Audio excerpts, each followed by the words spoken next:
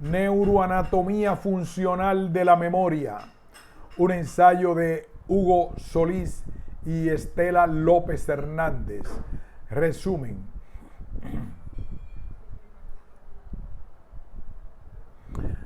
Aprendizaje y memoria son procesos neurobiológicos íntimamente relacionados que nos resultan indispensables para tener una vida de relación. En esta revisión se exponen de manera integral los aspectos de la neuroanatomía funcional relacionados con los dos fenómenos neurobiológicos antes mencionados para facilitar su comprensión.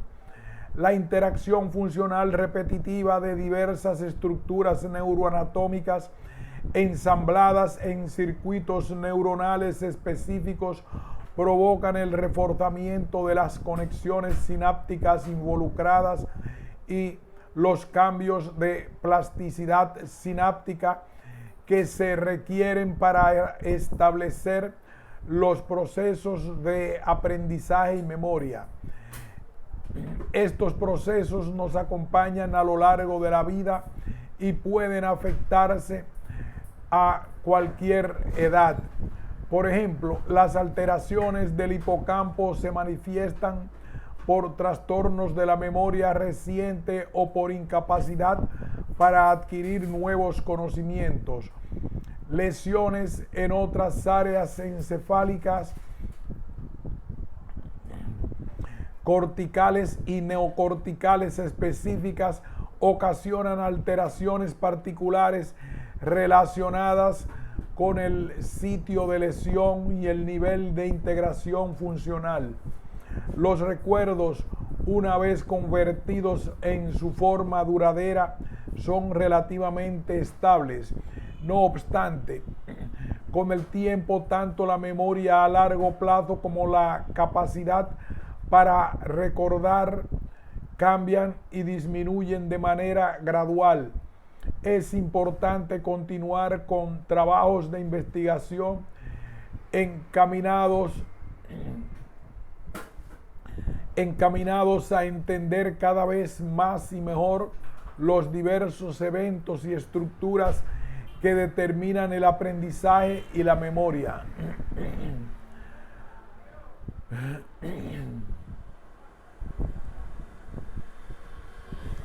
El aumento en la esperanza de vida que hemos tenido desde comienzos del siglo XX ha revelado una nueva epidemia. Las personas mayores de 65 años corren un riesgo significativo de padecer un síndrome demencial que se caracteriza por pérdida de memoria y de capacidad cognitiva.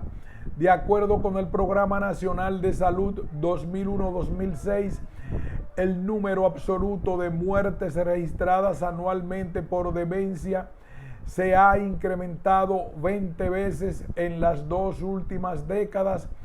Ha pasado de menos de 40 a más de 800 por año. Independientemente de los problemas de registro que pudieran existir, es claro que las demencias comienzan a ser un problema emergente de salud pública, como sucede en todos los países demográficamente envejecidos. En los seres humanos, los mecanismos más importantes a través de los cuales el medio altera la conducta son el aprendizaje y la memoria.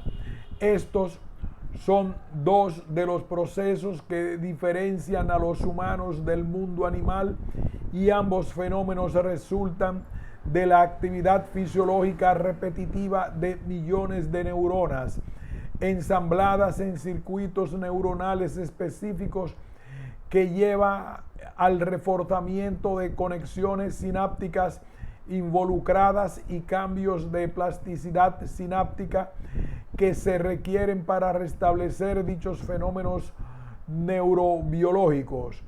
Tal vez la propiedad más fascinante del encéfalo es su capacidad para almacenar información y recuperar gran parte de esta a voluntad. Igualmente interesante es la capacidad normal y a veces anormal para olvidar la información almacenada. Objetivo. En este artículo se revisa la literatura relacionada con la neuroanatomía funcional de la memoria con el objetivo de integrar dichos conocimientos y facilitar su aplicación en la práctica clínica para evaluar integralmente, sobre todo a las personas mayores de 65 años.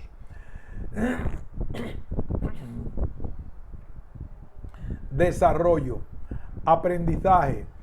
En el fenómeno neurobiológico por el cual adquirimos una determinada información, por este proceso obtenemos el conocimiento sobre el mundo y para que se dé este fenómeno son esenciales atención, memoria y motivación y comunicación.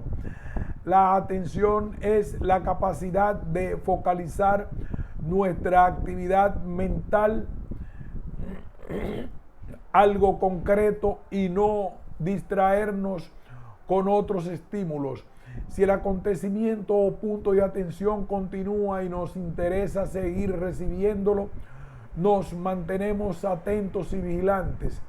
Es importante resaltar que la motivación y el afecto serán determinantes en la atención, que es una función en la que intervienen varias áreas y núcleos encefálicos. Memoria.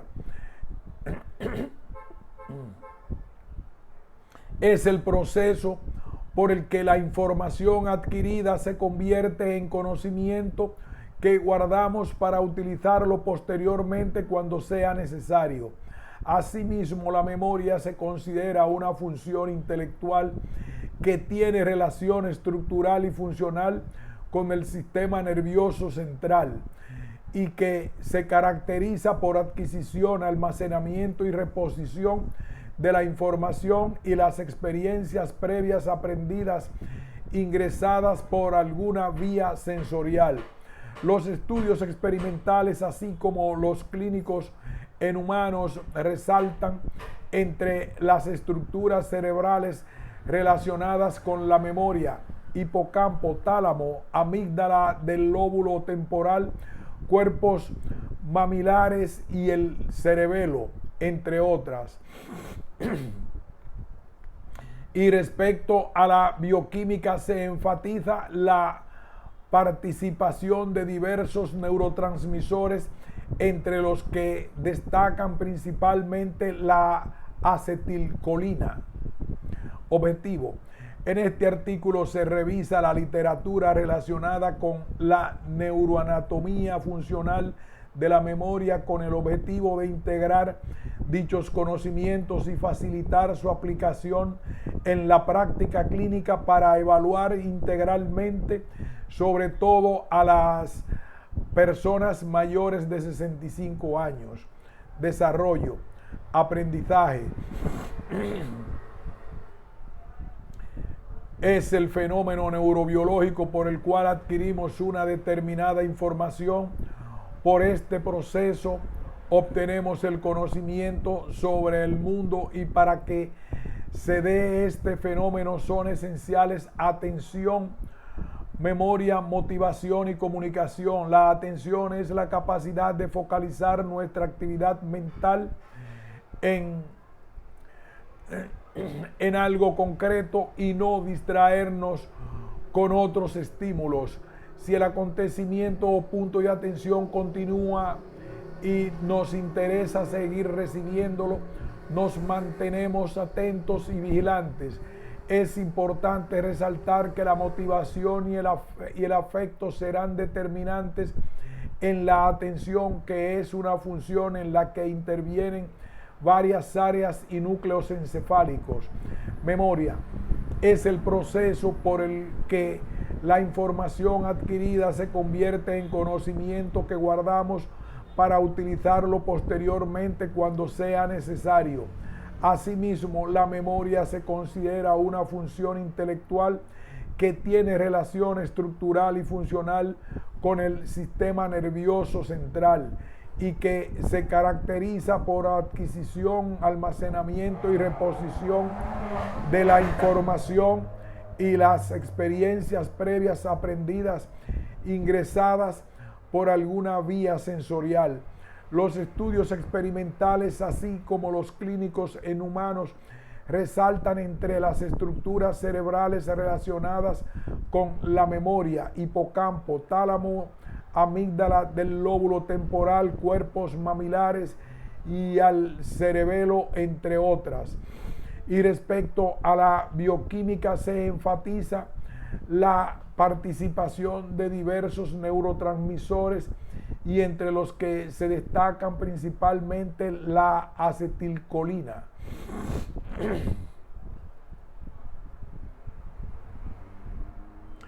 Pero no todo lo que aprendemos es beneficioso. El aprendizaje también produce alteraciones de la conducta, y esta es el resultado de la interacción entre los genes y el medio. Estas conductas aprendidas pueden, en casos extremos, construir trastornos mentales. Debido a la gran importancia de la memoria en la conducta, el estudio del aprendizaje es fundamental para la comprensión de los trastornos del comportamiento y de la conducta normal, puesto que lo que se aprende a menudo se puede olvidar. Los conceptos relacionados con la memoria han variado a lo largo del tiempo. Desde 1860, Broca describió que pacientes con lesiones en regiones cerebrales específicas mostraban deficiencias cognitivas características, como es el caso de la lesión en la parte posterior del lóbulo frontal izquierdo, área de Broca, que produce deficiencia específica del lenguaje. Es hasta mediados del siglo XX se dudaba de la memoria que fuese una función diferenciada, independiente de la percepción, lenguaje y movimiento. Una razón de esta duda persistente es que el almacenamiento de la memoria afecta a muchas regiones encefálicas diferentes, y estas regiones no tienen todas la misma importancia. Hay varios tipos fundamentales diferentes del almacenamiento de memoria, y ciertas regiones del encéfalo son mucho más importantes para algunos tipos de almacenamiento que para otros. Estudios recientes han demostrado que los sistemas de memoria están distribuidos en circuitos neuronales corticales específicos. En 1958, Penfield, discípulo de Sherrington, fue el primero que obtuvo pruebas de que los procesos de memoria podrían localizarse en regiones encefálicas específicas. A partir de las décadas de los 60 y 70, gracias a estudios clínicos y trabajos experimentales con animales, se define a la memoria como un sistema en el que los procesos encefálicos interrelacionados permiten almacenar y recuperar un tipo específico de información. Por lo tanto, para entender la organización neuronal en una conducta compleja como es la presentación de un discurso, debemos analizar no solo las propiedades individuales de las células y las vías por las que se conduce la información, sino también las propiedades de las redes de los circuitos funcionales encefálicos, pues diversos trabajos experimentales de naturaleza conductual y electrofisiológica realizados en las últimas décadas demuestran que tanto el aprendizaje como la memoria se codifican mediante cambios dependientes de la actividad entre las conexiones nerviosas, tal como se describió con el descubrimiento de la potenciación a largo plazo, LTP, por sus siglas en inglés. Tipos de memoria. La memoria puede clasificarse de acuerdo con el tiempo durante el cual es efectiva, en memoria a corto plazo y memoria a largo plazo. Además, la memoria también puede categorizarse de acuerdo con la naturaleza de lo que se recuerda en memoria declarativa y memoria no declarativa o de procedimiento. Memoria a corto plazo y estructuras encefálicas involucradas. Este tipo de memoria abarca las que se conocen como memoria inmediata, primaria y operacional, activa o de trabajo. La memoria inmediata es la capacidad habitual para mantener en la mente una experiencia durante algunos segundos. La capacidad para este tipo de registro es muy grande. Involucra a todas las modalidades, visual, verbal, táctil, entre otros, y nos brinda el sentido continuo del presente. La memoria a corto plazo es el tipo de memoria que nos permite mantener información por poco tiempo, de segundos a minutos, una vez pasado el momento actual. Es decir, es un tipo de memoria temporal de capacidad limitada, requiere repetición continua y nos permite realizar actividades cognitivas básicas e inmediatas. La memoria de trabajo se refiere a la capacidad para mantener las cosas en la mente el tiempo suficiente como para llevar a cabo acciones secuenciales. En la actualidad se sabe que la memoria de trabajo está compuesta por dos sistemas, uno de control de la atención con capacidad muy limitada, llamado administrador central, que es el que supervisa, coordina la actividad de los sistemas subordinados que son articulatorio y fonológico, encargados de manipular la información proveniente del lenguaje, y otro llamado agenda visoespacial, que se responsabiliza de manejar las imágenes mentales. Así, el buen funcionamiento de la memoria de trabajo depende de las áreas sensoriales primarias, del lóbulo prefrontal, núcleo dorsomediano, tálamo y neoestriado, entre otras. La diferencia fundamental con la memoria a corto plazo es que mientras en esta utilizamos un solo sistema de memoria, la memoria de trabajo implica la activación de múltiples sitios encefálicos en los que se almacena temporalmente la información, memoria activa, que en este caso no somos conscientes de toda la información que se está utilizando al mismo tiempo. Por ejemplo, cuando andamos en bicicleta ponemos en marcha distintos tipos de información, tanto sensorial como motora, que son procesados en el mismo momento.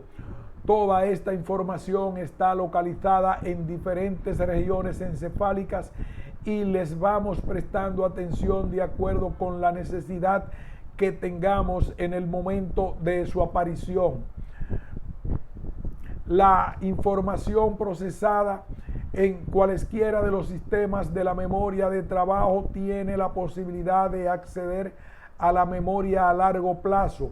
Se cree que los dos sistemas de repetición están localizados en partes diferentes de las cortezas de asociación posteriores.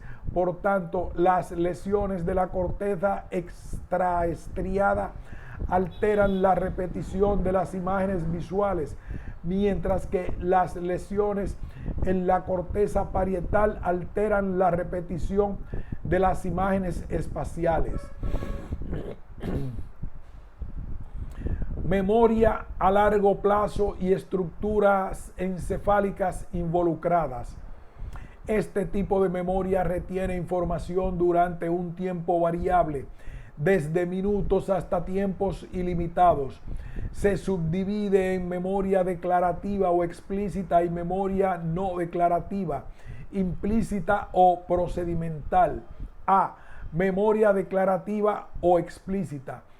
Permite al sujeto comunicarse bajo una forma verbal o no verbal y debe referirse al acontecimiento. Es el tipo de memoria con la que recordamos o evocamos el que las experiencias previas, objetos, rostros, nombres, conceptos, hechos, etc. Por eso puede ser más de carácter episódico o semántico. El acceso a esta memoria es consciente y el área cerebral relacionada es el lóbulo temporal. La memoria declarativa habitualmente la conocemos con el término de memoria en el uso cotidiano, aunque no existe un límite claro de número de recuerdos declarativos que el encéfalo puede almacenar.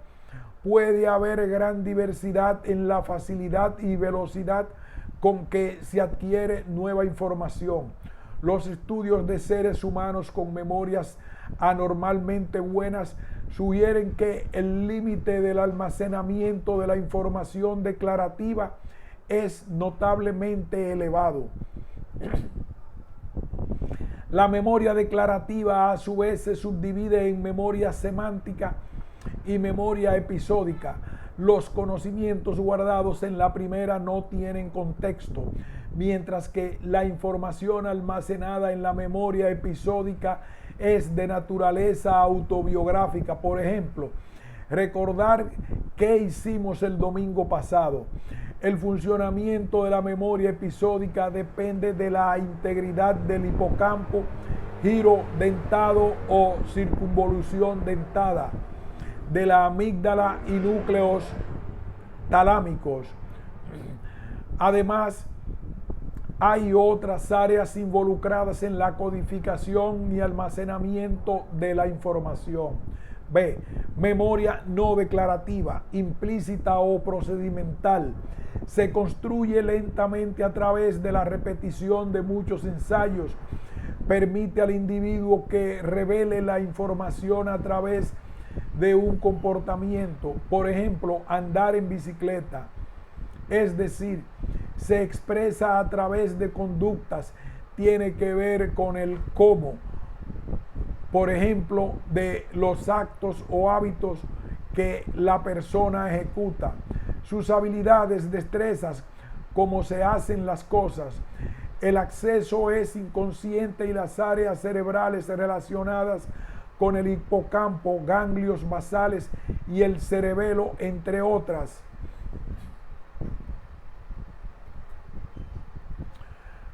Memoria declarativa o explícita y estructuras encefálicas involucradas.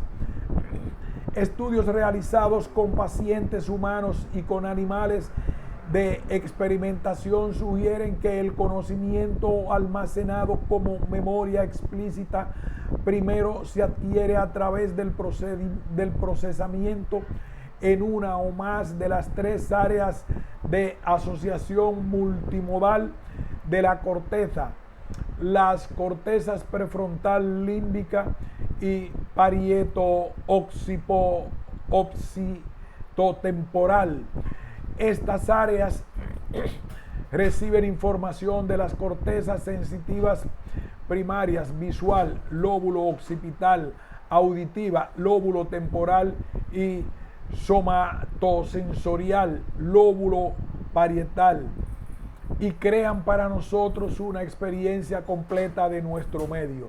Las áreas asociativas multimodales resultan decisivas para nuestra capacidad de comunicarnos mediante el lenguaje, para usar la razón con el fin de extrapolar los acontecimientos del futuro partiendo de las experiencias presentes, para trazar complejos planes de gran alcance y para imaginar y crear cosas que nunca habían existido.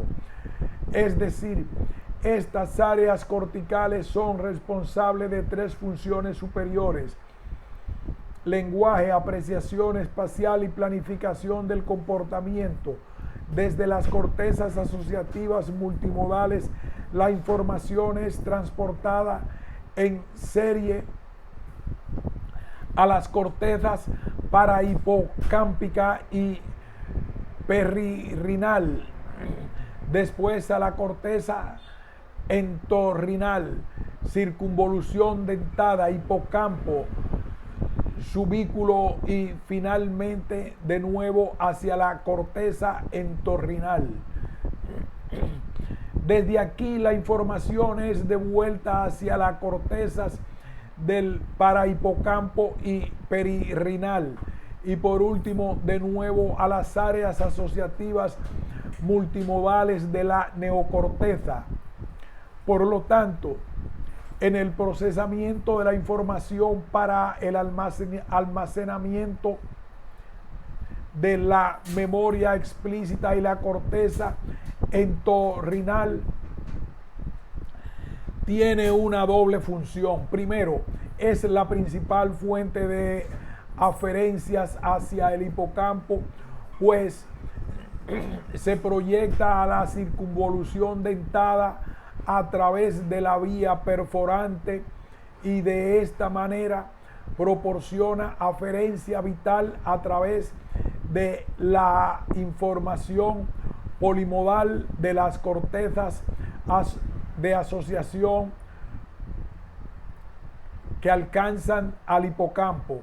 Segundo, la corteza entorrinal es también la principal vía de salida del hipocampo, pues la información que llega al hipocampo desde las cortezas de asociación polimodal y la que va desde el hipocampo a las cortezas de asociación convergen en la corteza entorrinal. Es por tanto comprensible que las alteraciones de la memoria por lesiones de la corteza entorrinal son en particular graves y que esta alteración afecte no simplemente a una, sino a todas las modalidades sensitivas. De hecho, las alteraciones anatopatológicas tempranas de la enfermedad de Alzheimer, la principal enfermedad degenerativa que afecta el almacenamiento en la memoria explícita, se producen en la corteza entorrinal. Las pruebas clínicas de diversos pacientes, así como los estudios con animales de experimentación, sugieren que una lesión limitada a cualesquiera de los componentes principales del sistema puede tener un efecto importante en el almacenamiento de la memoria. Las diferentes regiones del lóbulo temporal medial pueden no tener funciones equivalentes, aunque el hipocampo es importante para el reconocimiento de los objetos. Otras zonas del lóbulo temporal medial pueden ser incluso más importantes, sobre todo si se considera que el reconocimiento de objetos tiene lugar en 2 etapas relativamente indiferenciadas, que son mirar el objeto. 2. Asociar el conocimiento general del objeto con la percepción. Por lo tanto, el único modo posible de desorganizar el reconocimiento de objetos es desordenar visión o conocimiento general. La lesión en las cortezas perirrinal, parahipocámpica y entorrinal, que respeta al hipocampo subyacente, produce una mayor deficiencia en el almacenamiento de la memoria y el reconocimiento de objetos que las que provocan las lesiones selectivas del hipocampo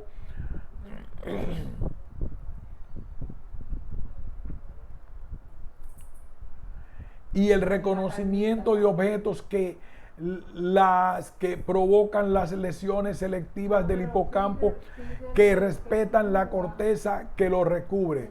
Por otro lado, el hipocampo puede ser relativamente más importante para la representación espacial.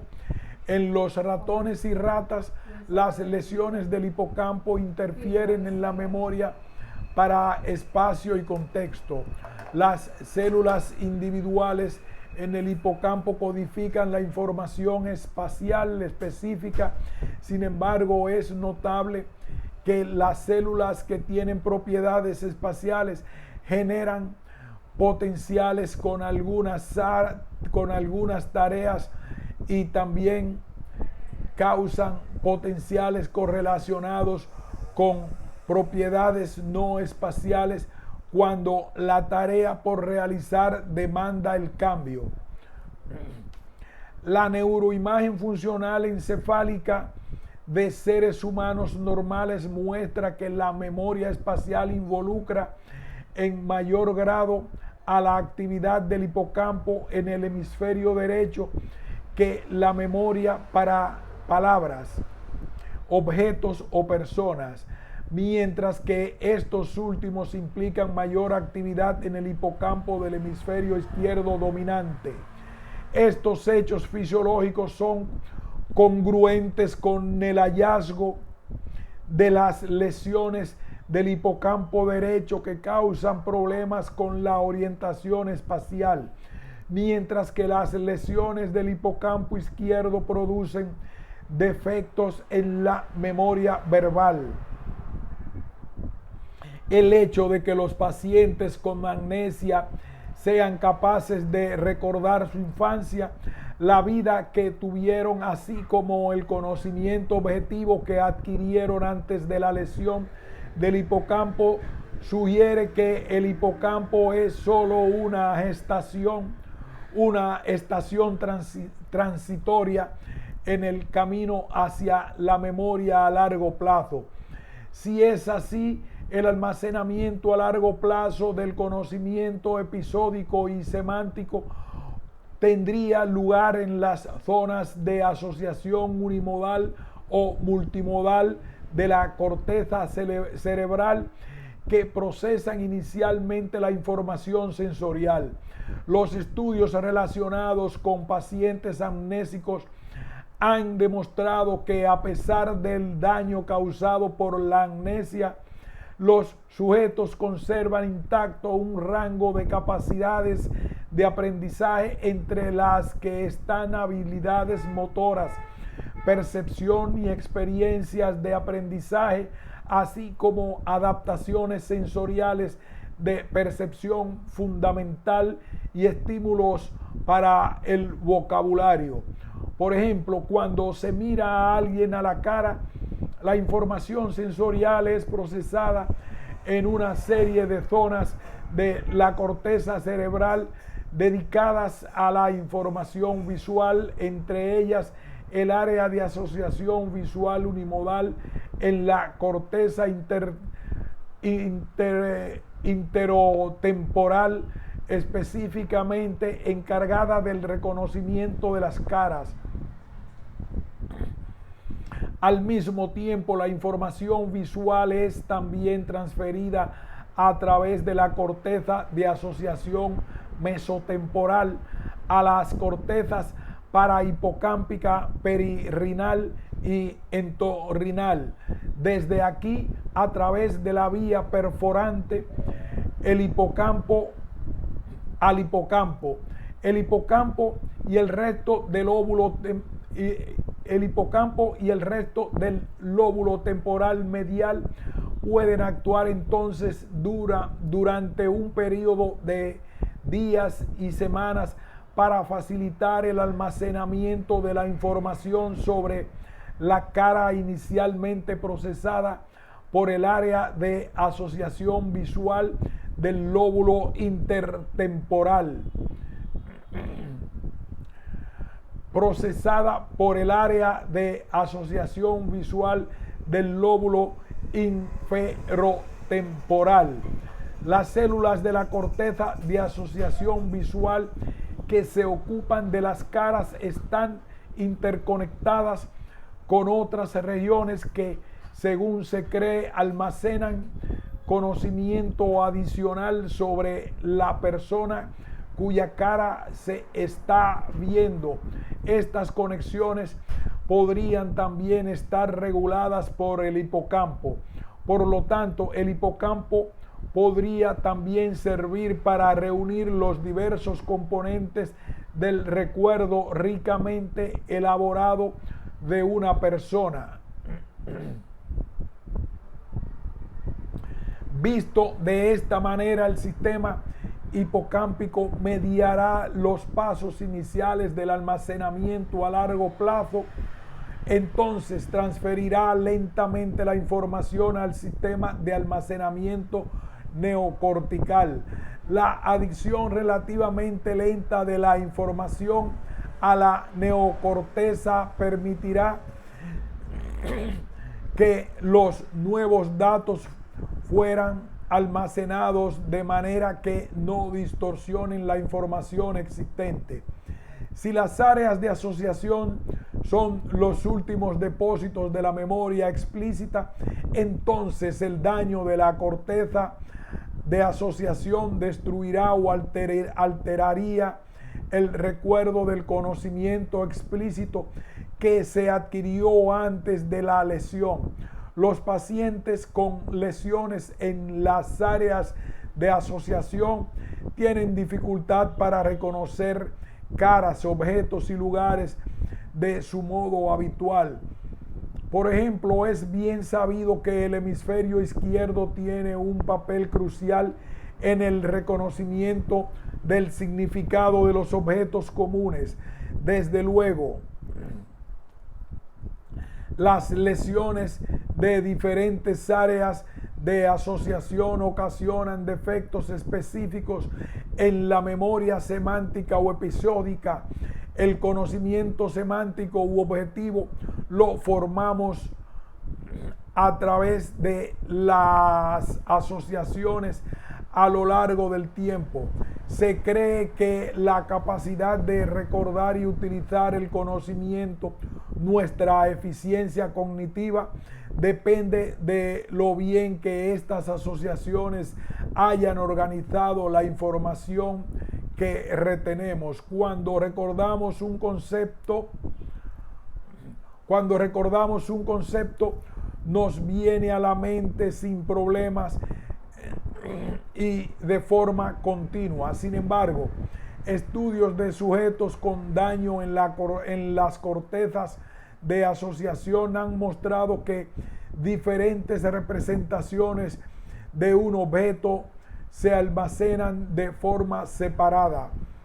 Estos estudios han dejado claro que nuestra experiencia del conocimiento es sin fisuras, ordenado y con una base de datos con referencias cruzadas, que el producto de la integración de múltiples representaciones encefálicas en diversos lugares anatómicos y funcionales, cada uno implicado en un solo aspecto del concepto que vino a la mente. Es decir, se sugiere que se establecen diferentes valores a partir de canales sensoriales múltiples que son importantes en la adquisición de diferentes categorías de conocimiento. Tales discrepancias de valores pueden ser la base de la organización categórica de los sistemas encefálicos del conocimiento semántico. Por lo tanto, no hay un almacén de memoria semántica general, es decir, el conocimiento semántico no se almacena en una región encefálica única. Más bien, cada vez que el conocimiento sobre algo es recordado, el recuerdo se construye a partir de diferentes fragmentos de información, cada uno de los cuales se deposita en almacenes de memoria especializados, dedicados Como resultado, el daño de un área específica cortical puede provocar pérdida de la información específica y por tanto fragmentación del conocimiento. Por ejemplo, la lesión de la corteza parietal posterior puede ocasionar agnosia visual asociativa. Este trastorno incluye 3 criterios: dificultad para reconocer una diversidad de objetos presentados visualmente como se demuestra nombrándolos o mediante pruebas de reconocimiento no verbales, como agrupándolos según su categoría semántica o gesticulando para indicar sus funciones normales. Incluye el reconocimiento normal de objetos mediante modalidades diferentes de la visión, por ejemplo, tocando el objeto, escuchando su sonido característico o habiéndose dado su definición verbal. 3. Consiste en la percepción visual intacta, o al menos la percepción visual que parece adecuada para la tarea de reconocimiento del objeto. Este criterio se comprueba habitualmente porque los pacientes copian o dibujan objetos que no pueden reconocer o emparejan estímulos por semejanza o diferencia. Por ejemplo, un individuo que no era capaz de describir o demostrar el uso de un objeto si no podía nombrarlo. Si se equivocaba en el nombre de un objeto, su demostración del uso correspondía con la identificación equivocada. El reconocimiento mejoraba muy ligeramente cuando se le proporcionaba la categoría del objeto. Por ejemplo, algo para comer, o cuando se le pedía que señalara hacia un objeto nombrado en vez de pedirle que lo nombrara.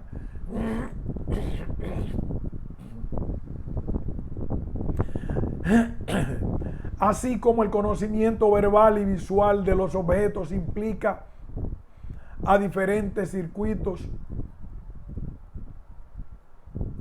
el conocimiento visual supone aún una mayor especialización. Por ejemplo, el conocimiento visual de las caras y de los objetos inanimados está representado en diferentes zonas de la corteza. Las lesiones en la corteza interotemporal pueden ocasionar prosopagnosia, que es la incapacidad para reconocer caras familiares o aprender nuevas. Pero estas lesiones pueden dejar intactos otros aspectos del reconocimiento visual. Estudios con tomografía por emisión de positrones PET, por sus siglas en inglés, muestran que el reconocimiento de objetos activa la corteza occipitotemporal izquierda y no las áreas del hemisferio derecho asociadas con el reconocimiento facial. Otros estudios de neuroimagen y registro de electrofisiológico han reportado distintas regiones de la corteza temporal ventral de humanos especializadas en la percepción de caras y 2 categorías de objetos, casas y sillas. Por lo tanto, no todo nuestro conocimiento visual está representado en el mismo lugar en corteza occipitotemporal, sino que hay una organización topológica para la información acerca de la forma del objeto en la corteza temporal ventral posterior, que bien puede ser análoga con la bien conocida topología de la corteza sensorial. Los efectos del reconocimiento de objetos de categoría específicas fueron descritos en 1988 por McCarthy y Warrington, quienes advirtieron que ciertas lesiones interfieren en la memoria de los objetos vivos, pero no con la memoria de los objetos inanimados o manufacturados. Por ejemplo, el conocimiento verbal de un paciente acerca de las cosas vivas estaba muy alterado cuando se le pidió que definiera un rinoceronte. El paciente respondió escuetamente animal, pero cuando se le mostró un cuadro de un rinoceronte respondió enorme, pesa alrededor de 1 tonelada y vive en África. El conocimiento semántico del mismo paciente acerca de los objetos inanimados era fácilmente accesible tanto mediante pistas verbales como visuales. Por ejemplo, cuando se le pidió que definiera una carretilla, contestó: es el objeto que tenemos aquí en el jardín y es utilizado por las personas encargadas del mantenimiento en nuestros edificios para transportar todo tipo de cosas.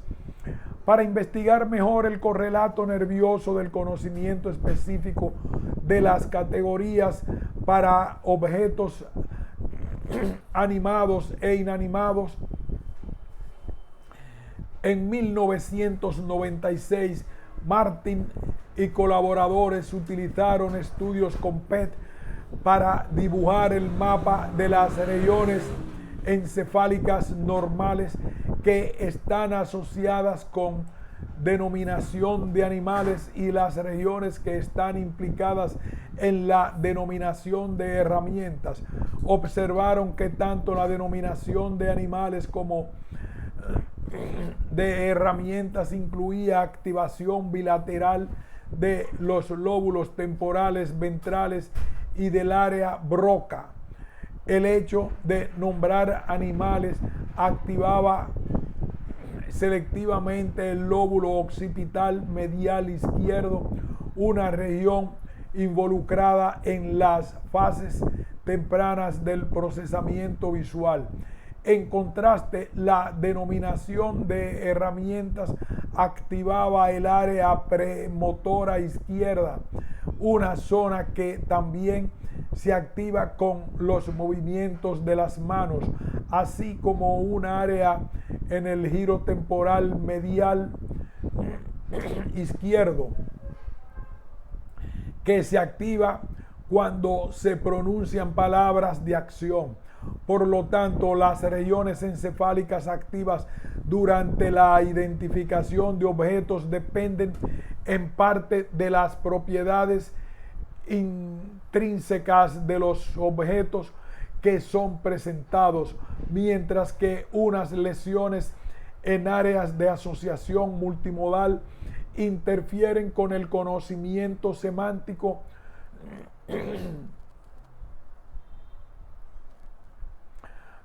Otras lo hacen con la capacidad para recordar cualquier acontecimiento episódico experimentado hasta unos minutos antes, entre ellos los acontecimientos dramáticos personales como accidentes y muertes en la familia que tuvieron lugar antes de un traumatismo. Llama la atención que los pacientes con pérdida de memoria episódica conserven la capacidad de recordar amplias reservas del conocimiento objetivo semántico. Un paciente podría recordar todos los hechos personales sobre sus amigos y personas famosas, como sus nombres y características, pero sería incapaz de recordar cualquier acontecimiento específico que afecte a estos individuos. Las áreas de la neocorteza parecen estar especializadas en el almacenamiento a largo plazo de conocimiento episódico son las zonas de asociación de los lóbulos frontales. Estas áreas prefrontales trabajan con otras zonas de la neocorteza para posibilitar el recuerdo del cuándo y dónde sucedió un acontecimiento pasado. Un síntoma en particular sorprende en los pacientes con lesiones del lóbulo frontal en su tendencia a olvidar cómo se adquirió la información, deficiencia llamada amnesia de la fuente, puesto que tener la capacidad de asociar un fragmento de información con el tiempo y lugar donde fue adquirido es básico para determinar con qué precisión recordamos los episodios concretos de nuestra vida. Una deficiencia en la fuente de información interfiere de manera destacada en la precisión del recuerdo del conocimiento episódico. Los hallazgos conductuales y electrofisiológicos muestran que la memoria de la fuente está más afectada en los sujetos de mayor edad que la memoria para recordar objetos, y al parecer esto se debe más a la disminución funcional frontal que tienen los adultos mayores que a los cambios en la función del lóbulo temporal medial. Memoria no declarativa o implícita y estructuras encefálicas involucradas. La memoria implícita, también llamada procedimental, se caracteriza porque es inaccesible al recuerdo consciente y se expresa básicamente en la ejecución, no en las palabras. Es la información que nos permite ejercer hábitos cognitivos y motores. Es la memoria de las cosas que con frecuencia hacemos. Suele ser una memoria fiel, rígida y duradera, derivada de tipos de aprendizaje básico y fisiológica y filogenéticamente antiguos, como la habitación.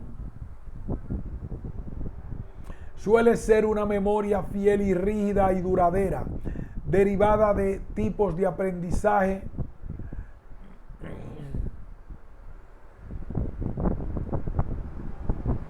La memoria suele ser una memoria fiel, rígida y duradera, derivada de tipos de aprendizaje básico y filogenéticamente antiguos, como la habituación y sensibilización, aprendizaje perceptivo y motor, o los condicionamientos clásico e instrumental. La memoria no declarativa puede estudiarse en diversos sistemas de percepción o reflejos, tanto en vertebrados como en invertebrados.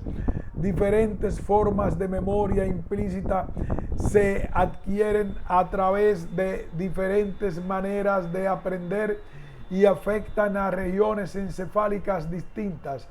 Sin embargo, su principal lugar de almacenamiento radica en estructuras subcorticales como el neoestriado,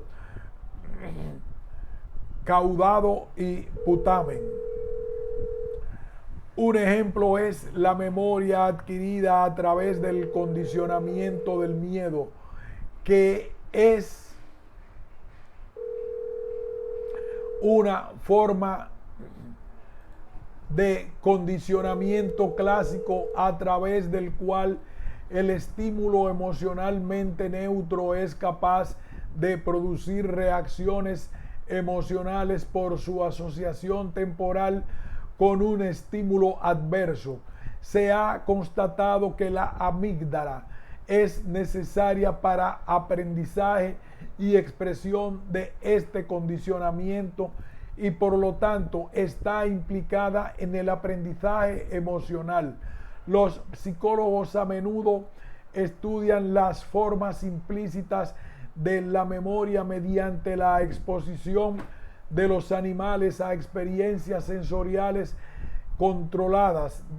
De estos estudios han surgido dos procedimientos o modelos principales que han identificado dos subclases principales de memoria implícita, no asociativa y asociativa.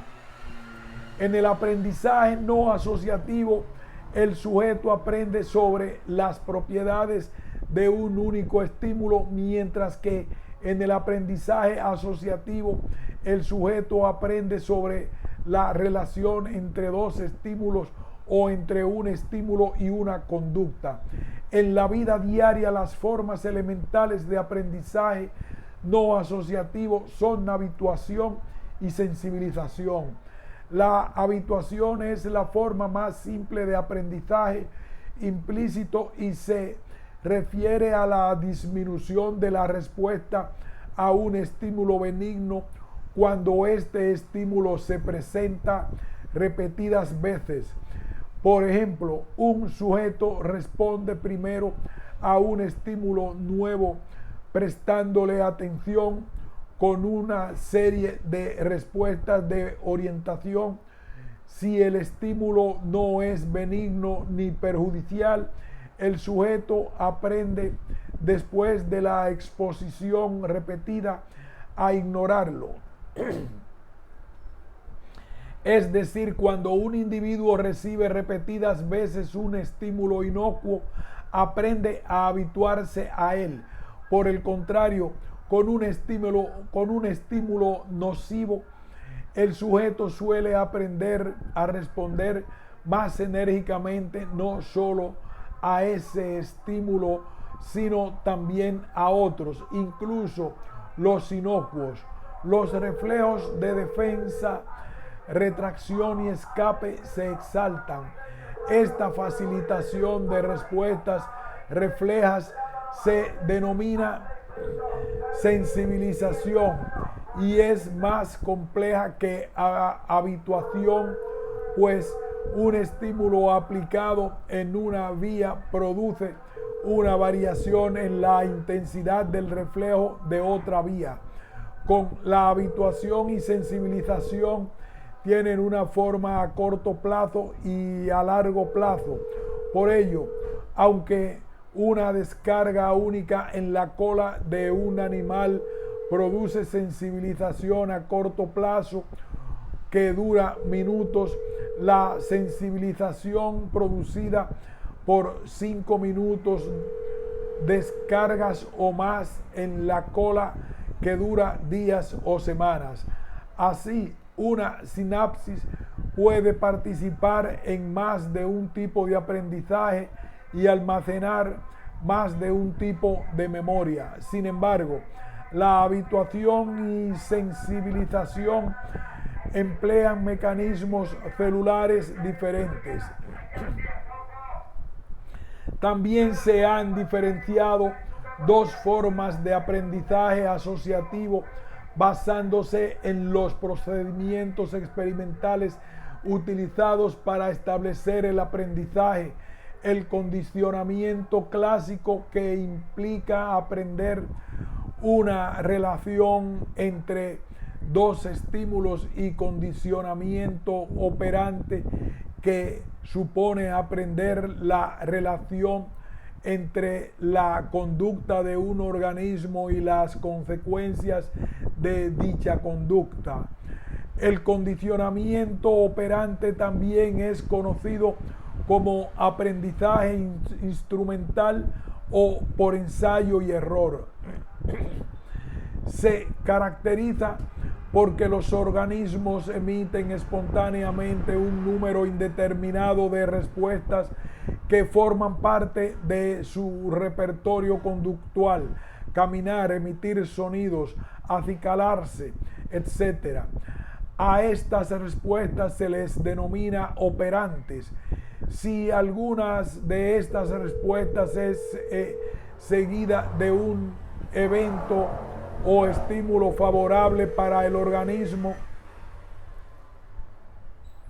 entonces esa conducta tenderá a repetirse. Al estímulo favorable que sigue a la respuesta se le llama reforzador. El condicionamiento clásico es una de las formas más sencillas de aprendizaje asociativo.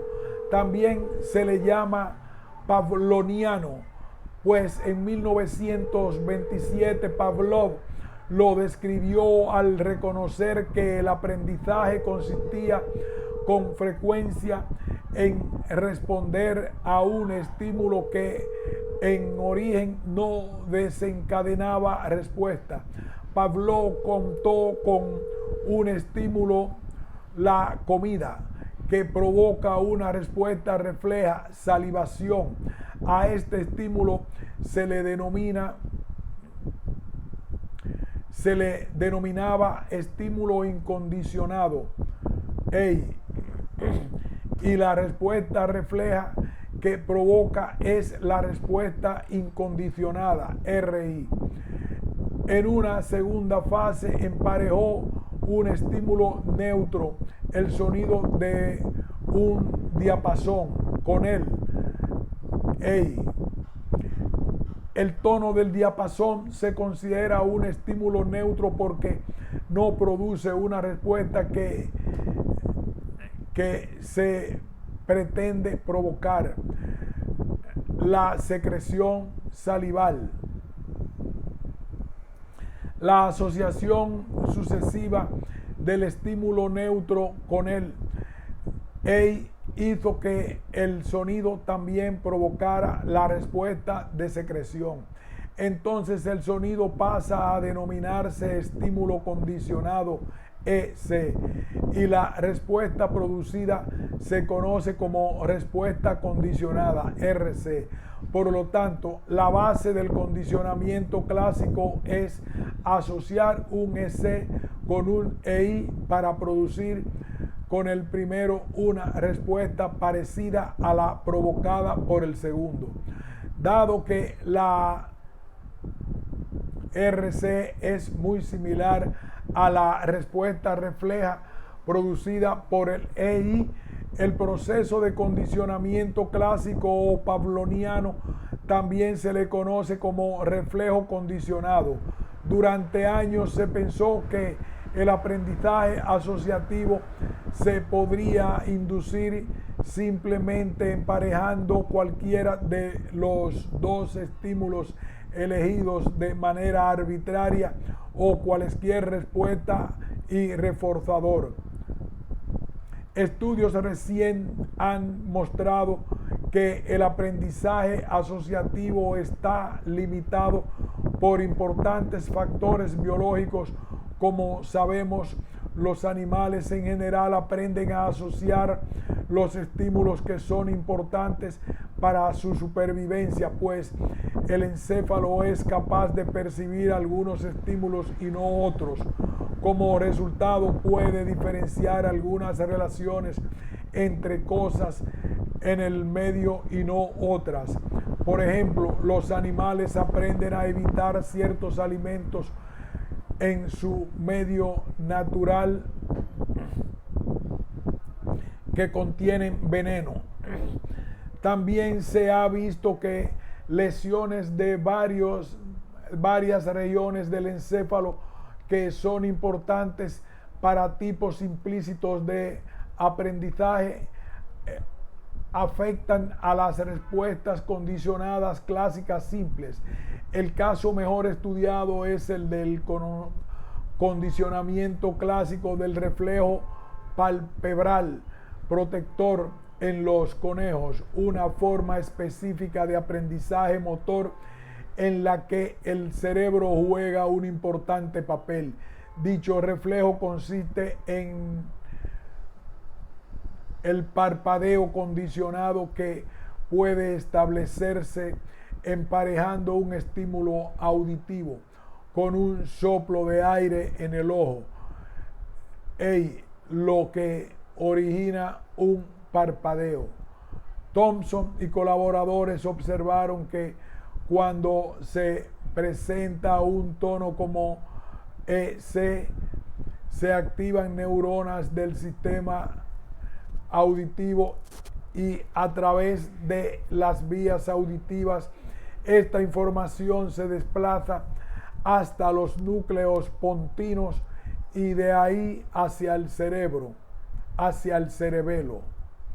La entrada al cerebelo a través de las fibras musgosas llega hasta la corteza y envía colaterales al núcleo interpósito de los núcleos profundos.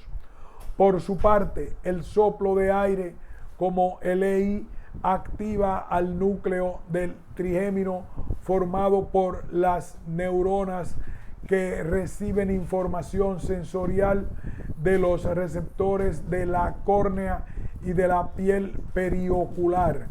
Esta información cruza la línea media y llega a la oliva inferior.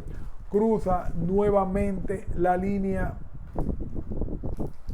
media y llega al cerebelo a través de las fibras trepadoras, tanto a la corteza como al núcleo interpósito.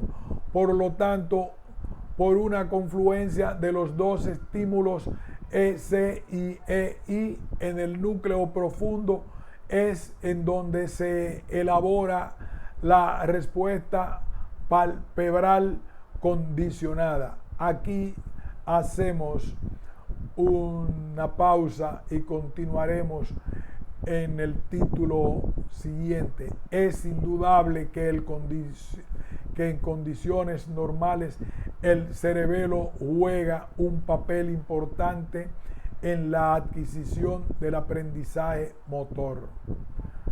Pausamos.